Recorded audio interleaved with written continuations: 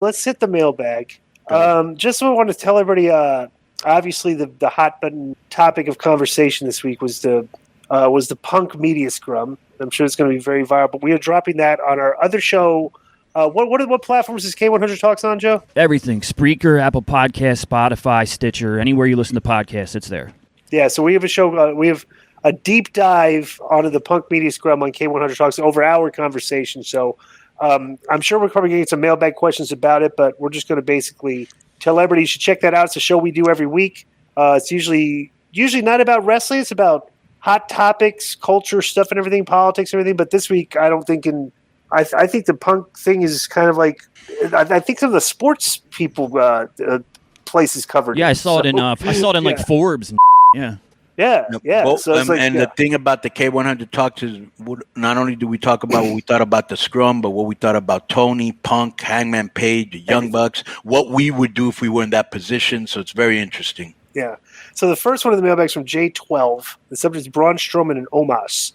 By the way, you notice this Hunter's been back. We haven't seen Omos. Great. Well, we haven't seen MVP either, which is not so great because he's a good performer. So we'll probably bring MVP back in some other capacity. Yeah, subject is Braun Strowman and Omos. So hello, gentlemen, and Disco. Suspend this guy. It's J12. He's going to get a suspension for a week from the mailbag for that disrespect there in the opening. With rumors of Braun Strowman returning, what do you think the future is of Omos, a.k.a. Almost? I haven't seen him on TV much since Vince left. Does Braun take his spot? Thanks, that's from J12 from Parts Unknown. Omos got yanked out of NXT too early. Or I don't even know if he was in NXT. Was he in NXT? I think the first we saw of him was that Raw Underground, right? Yeah, and then they just put him on TV. And I guess Vince liked him because he was big and stuff. But, that's the one thing Hunter and Vince, I think, differ a lot on. Is I think Hunter obviously is an A-list worker. I don't think Vince really cared much about the work. Because the Russo was like that. He didn't, right. But I think Hunter... Pena was like that too. He really didn't care about the match. He just cared about the gimmicks. And, for example, as you see, we don't see the Dancing Giant on SmackDown either. Right. Yeah. Right. Yeah. So Hunter's more like, you got to...